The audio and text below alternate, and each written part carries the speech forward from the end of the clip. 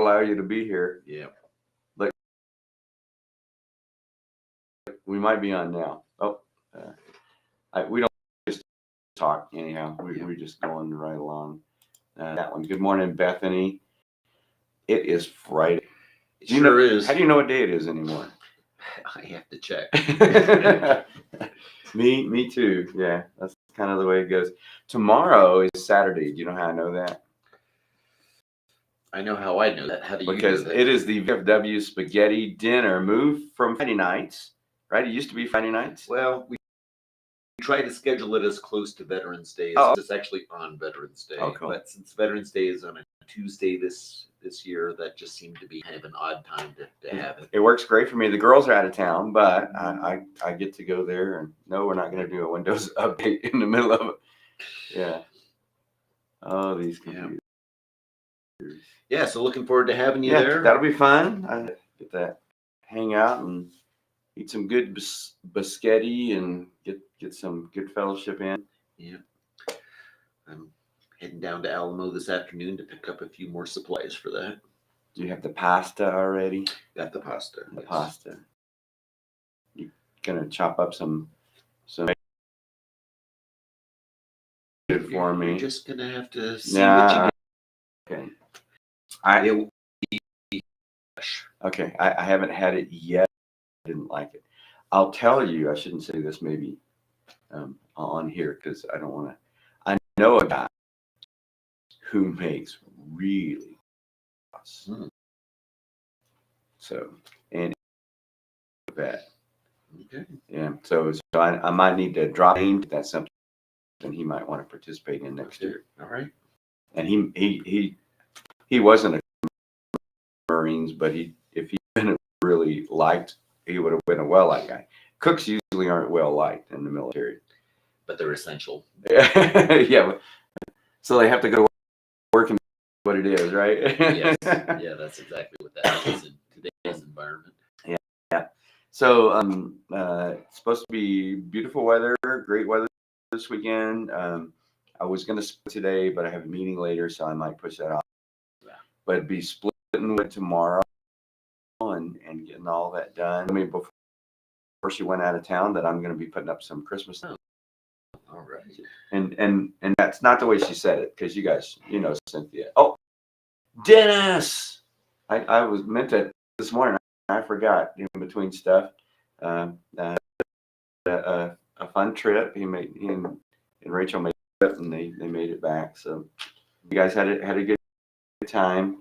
Didn't said hi to my in-laws while you were actually it would be my brother-in-law. You were closer to him while you were there. So Christmas lights. She told me. Here's how she told me, because she doesn't like say. I want you to put Christmas. It'd be nice.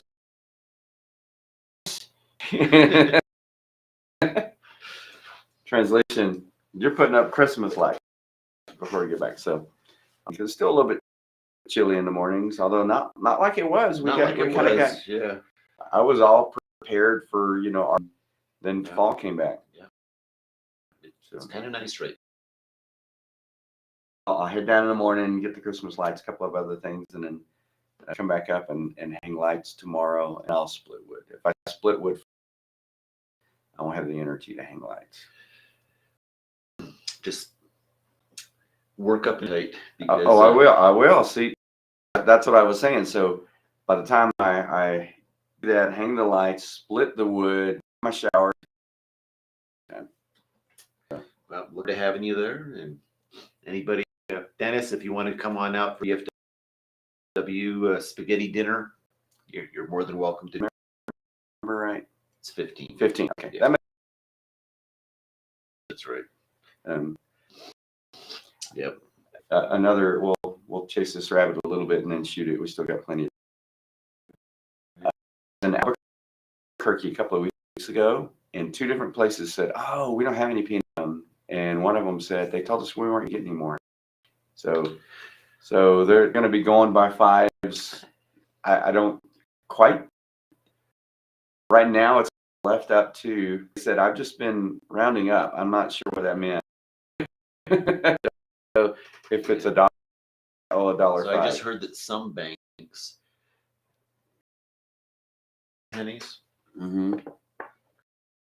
going to give any back. Okay. So they need to you $12.54. We'll give $12.50 and then just credit 4 cents to your Oh, I like that better than what I got from this retail person. Was it $12? Well, 12.51. It would be 12.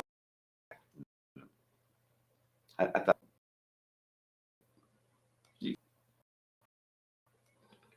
500-600 customers a day.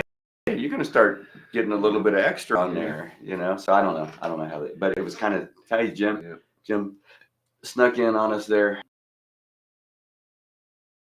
I'm trying fasting diet, and coffee's been messing me up. I told you that yesterday, so I'm sipping my coffee this morning. One cup. We'll see how 1 cup does. All right. Yeah.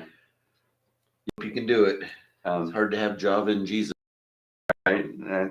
Jesus is really all we need. Java is really nice. Yeah. So we're talking about on Sunday, slaves and masters. I feel like you can relate to that. I can remember the slave out another big message.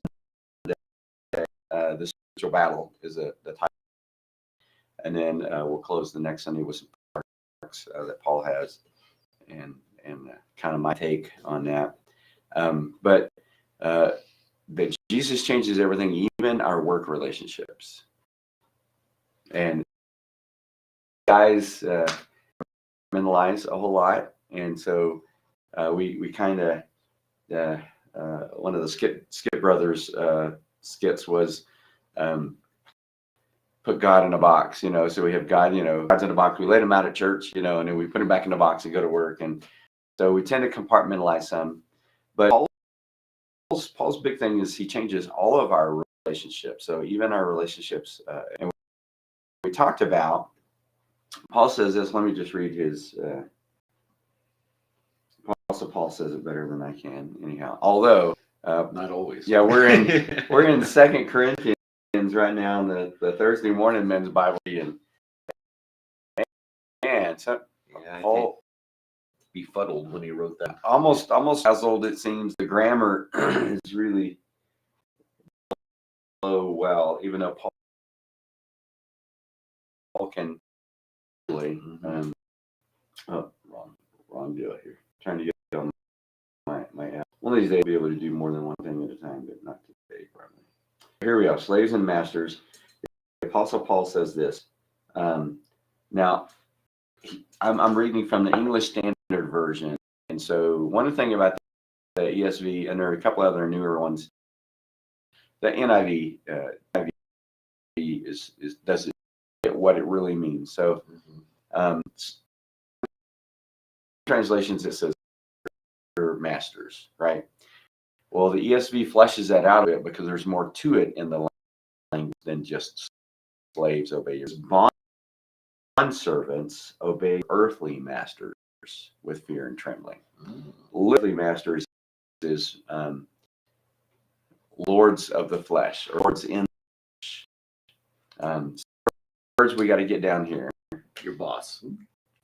You know that in our culture, bond servant was one. Maybe they had a debt that they couldn't pay. Hey, Paul, if you pay, maybe I owed the debt to you. I can't pay the debt. I'll work it off. I'm your bond servant until the debt. For others, be if you will pay in jail, if you will pay that debt for me, and I'm sure in that case, off with you. And our culture, we try to do that. We work for this guy, but we sometimes it feels a little slave, but it's not so much like an indentured servant. Is the way that it is. And masters, oddly enough, for master is the same word that they would it's Lord. So for Jesus, except Jesus, it has a definite article. So the Lord is the way it comes across. We don't. So that's why Paul had to clarify these are the lords over you. These are your masters here. Those over you in authority is what he's talking about. And when he says the word obey, it's the same one that Paul told the children to do for their parents. Here under is literally put yourself under the words they're teaching, right? So you nailed it right away. In our day, our culture, this is usually relationship that, and he says some things here. First, I think we talked about this. It's hard for us to do that sometimes. Sometimes a person we work for is hard to work for. You ever had anybody that was hard to work for? In case you're commander. No. Occasionally. Yeah. Hard to work for. Sometimes it's a job. I mean, but you have to. It's funny. I grew up in a grocery store working for my dad. Kind of funny about that. How God, I needed to for the Lord, which is he used, and I swore I'd never, because it was been doing that since I was in 4th grade. Swore. From mom passed away, dad got that East Texas, and I went to live with my aunt and uncle, and guess where I worked? Grocery store. First Winn-Dixie, and then Kroger. Tapping into that. Yeah. I wasn't under my dad, but both of those, like the job. I actually quit working for Winn-Dixie. One of the bosses was just terrible. So you might not like the job. You might not like particularly who you work for. You might not like what it is. So we all have experienced that it's sometimes it's just hard, that to do. I used an example on Sunday. A friend of mine said, obedience is doing what you're told, when you're told, with the right attitude. We can get to what you're told, when you're told, maybe down. Mm-hmm. But a lot of the times our obedience that way looks like if my dad had said, son, take the, okay, and I throw the trash on the floor and I kick it all the way to the dumpster and then pick it up and throw it in the dumpster. Did I really obey? I would say probably not. Stomping off to do it. Certainly not from the heart. So it gets hard sometimes for us to do that. And then we probably all on here have been in supervisory roles.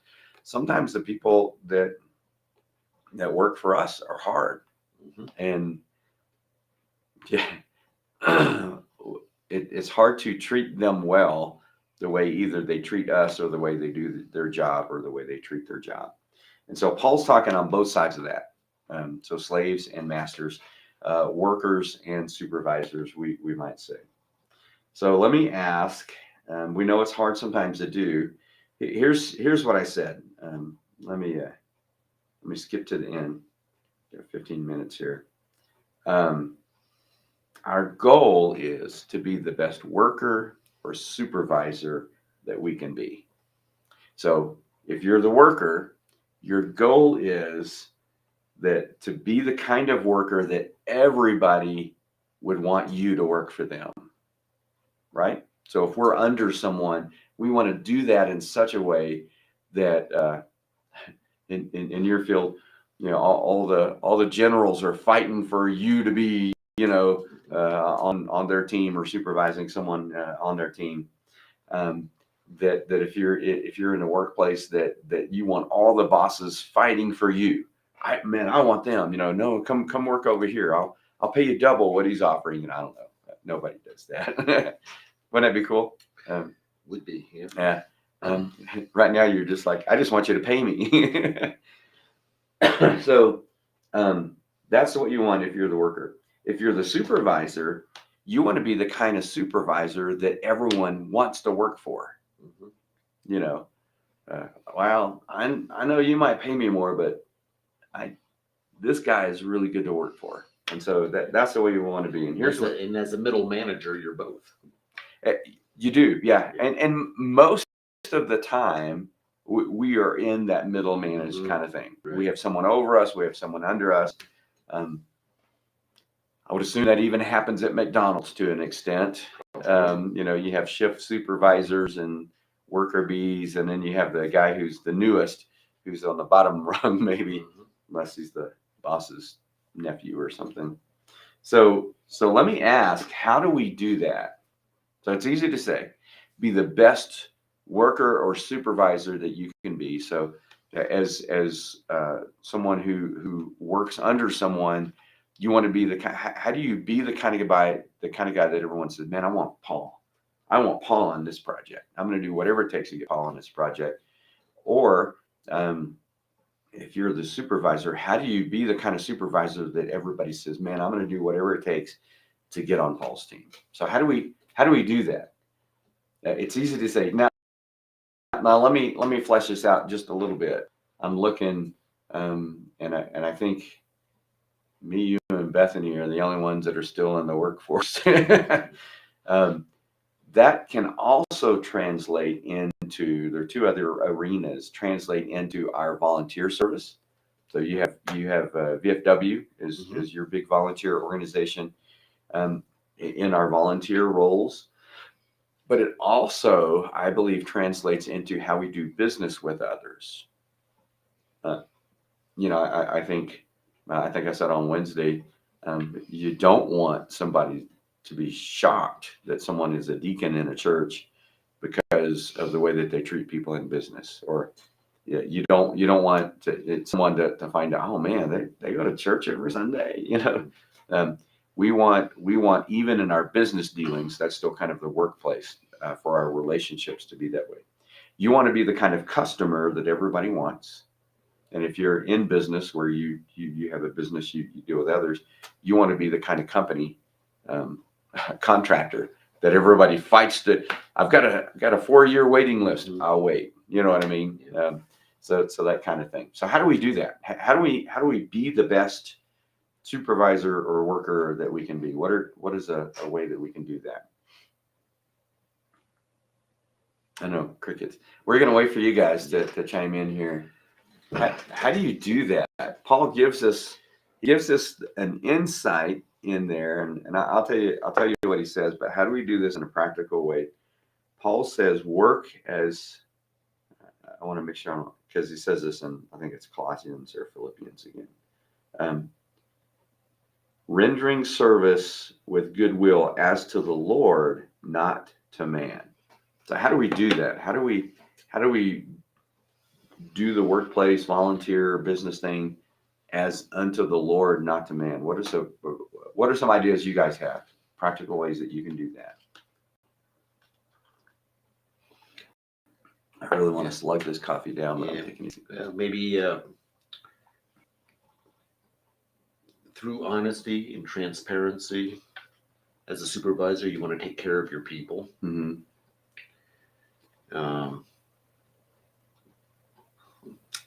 Attitude. Approach everything with the pleasant attitude. Mm-hmm. Just some ideas, waiting for other people to. Yeah. Come on, guys, give us some really practical. I have 2 questions I would ask myself, but I want you guys to chime in. That you do that. So Dennis and Jim are going to have to harken back to their days. Did actually worked in the Air Force for the EOD for just a bit of time, I believe. And talking to him at one point, and he's like, "That's crazy." Messing around with explosive. Oh yeah. I think everything. Jim liked the military so much he wanted to try in the Air Force.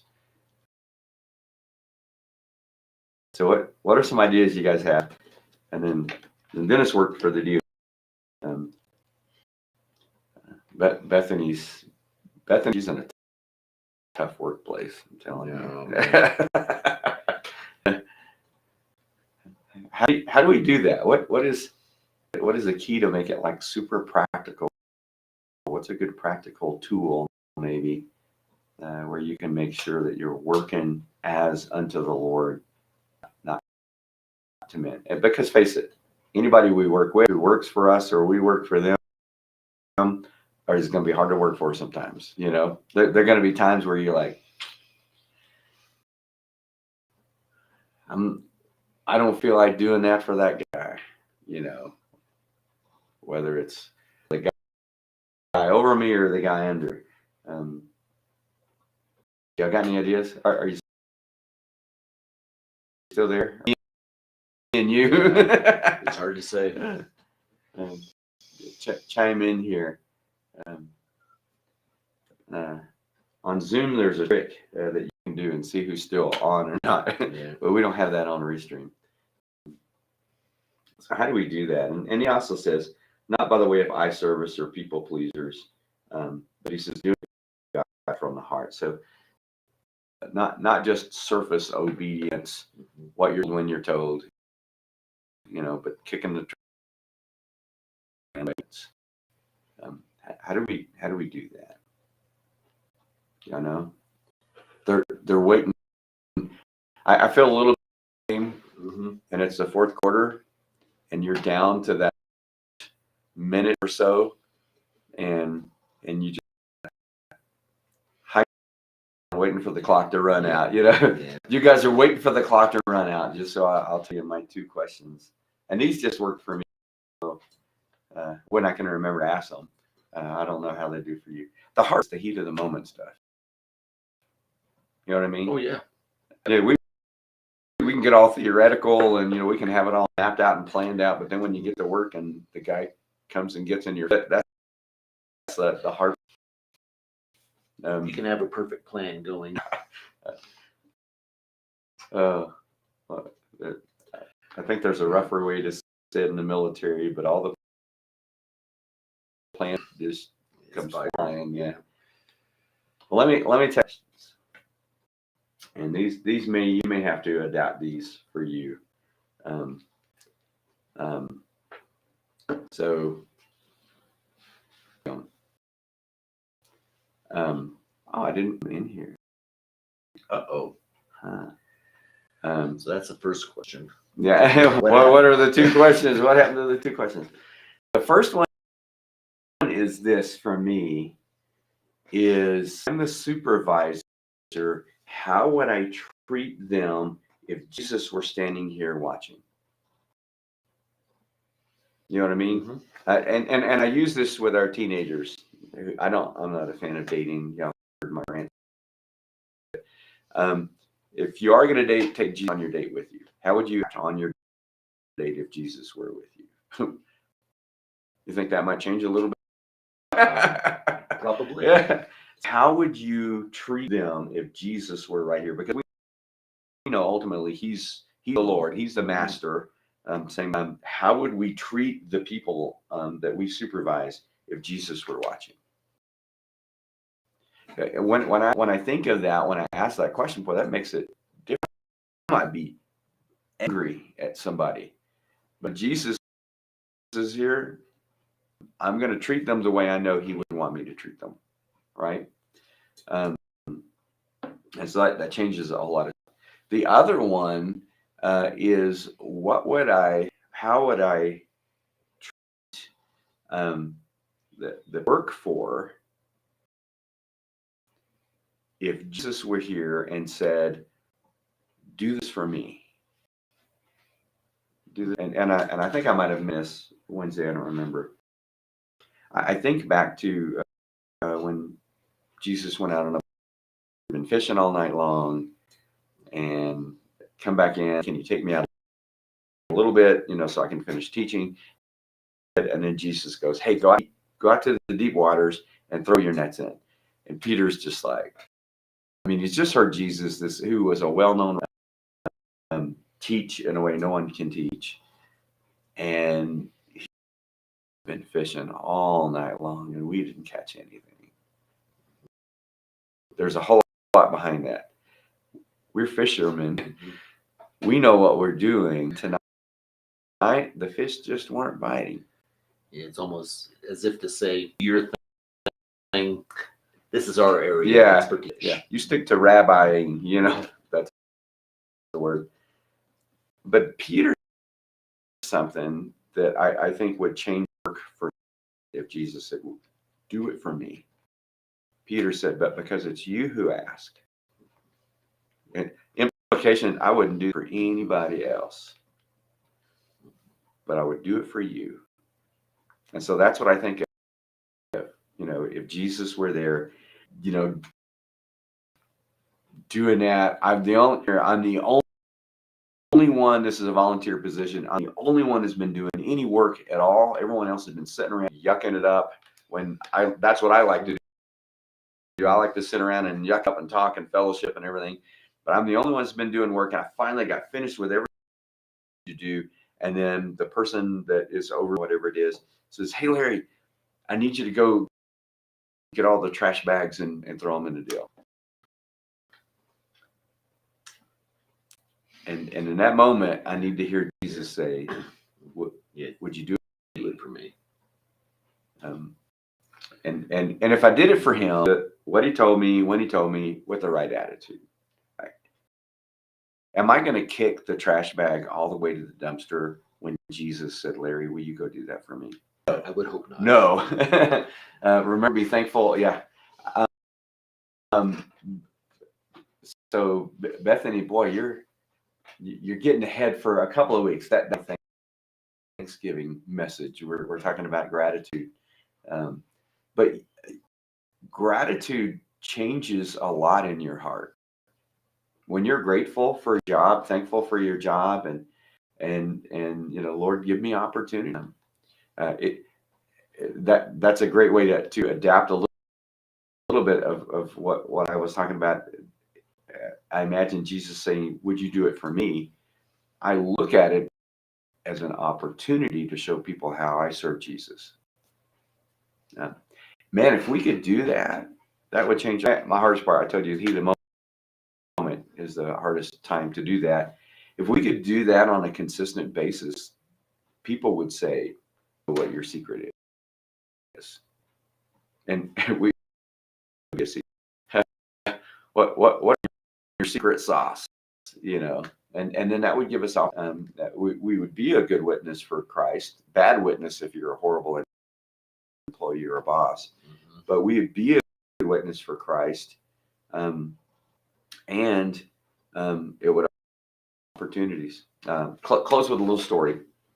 Smart enough to know this. I heard this from someone else, but it's factual. You can go check it out. Pliny the Younger. He's a famous evangelist. I'm kidding. He wasn't. This is in the first. Had been crucified and resurrected, ascended. Romans started really cracking down because the Romans' big thing, the Pax Romana, we learned Tuesday night, peace. They wanted everything to stay peaceful, and they're seeing uprisings at all. Now Christians weren't doing the uprisings; it was usually, but so they're really cracking down on Christianity. We know Nero would take Christians or oil on them for street lights at night, and so I forget which Caesar it was, had tasked Pliny governance over this area of cracking down with Christians. And this was, I'll greatly paraphrase Pliny the Younger's reply. I'm not quite sure what to do with them, these Christians. They meet together on the first day of the week. They sing praises to Jesus, whom they call their God, the Christ. They make pledges to be faithful to one another in marriage, to deal honestly with other people, to take care of people who need help. The implication Pliny was making in all of this, Caesar, these may be our best citizens that we have. Pay your taxes. Yeah, they pay their taxes. These may be the best citizens we have. I'm not sure how I can crack down on them. Yeah. You know, when they're making pledges to treat people well, including their spouses and children, and how do I punish that? You know, was kind of where he's going. That's how we want to be. Yep. That's how we want to be in the workplace and volunteers and all that other kind of stuff. So got a little bit long this morning. Thank you guys for jumping on. It's always good to have you here. Thank you. Hope you're not here next week. Me too. Yeah. Thankful for my job. Yes. I'm looking for opportunities. Well, I'm thankful that you're able to join me on Fridays. So, glad, sad you're here. We'll be happy, sad if you're here again next week. But let me pray for us. And yeah, into the beautiful weekend. I assume, Bethany, the weather there has been nice too. But it might be in the 80s for Dennis too. The 80s, or I don't think it's 90s still there. But yeah, I don't know. I think it's going to get all the way. It's been in the 80s in Alamogordo here. Yeah, I think it's going to get all the way up in the 60s today. I'm going to check that to be sure. That's not bad for. Yeah. For oh, I know. I want to know how to dress tomorrow. 61 today, 60 tomorrow. Ooh, then cooling off. Ooh, golly, they changed it. It says 50 and 29 for Sunday. So winter is knocking at the door again. Oh boy. You know what that is? That's God saying, "Better get your wood done, Larry." Usually, it's a little kick in the seat of the pants with our first 4, 5, 6 inch snow. It's Jesus saying, "Larry, would you cut the wood for me?" Yeah, would you do it for me? We have plenty. Anyways, let me pray for you guys. Lord, thank you that you love us, that you use us. God, you continue to work in our hearts. Pray that you continue to do that in ways that people can see. God, help us to be honest and open and transparent wherever we go, to be the best workers and supervisors that we can be everywhere, to be known for, as Paul said earlier, our honesty, our transparency, and hardworking, Lord, and use it to open doors of opportunity for us to share why we do this, why we are the way we are, Father, so that people could come to faith in Christ and that you would be honored and glorified. In Jesus' name we pray. Amen. Thanks for hopping on. Good to see you guys. Ooh, set a rep 91. Yeah. You have to spit after you say that, right? This time of year, don't you? I'm so sorry. Well, maybe it'll cool off for you guys too. Usually it's either coming from your way or going your way. That's right. Hopefully we'll send some cooler weather your way. Yeah, 29. That'll be, I think, going into Monday morning. But burr. Yeah. Yeah, that's a little cool. A little bit. Yeah. All right. Let me see if I can punch the right buttons in order. I punched the wrong ones when we first came on. So it did something funky. Say behind schedule or something like that. So here we go. Love you guys, and we will see you on Sunday for the and then Monday.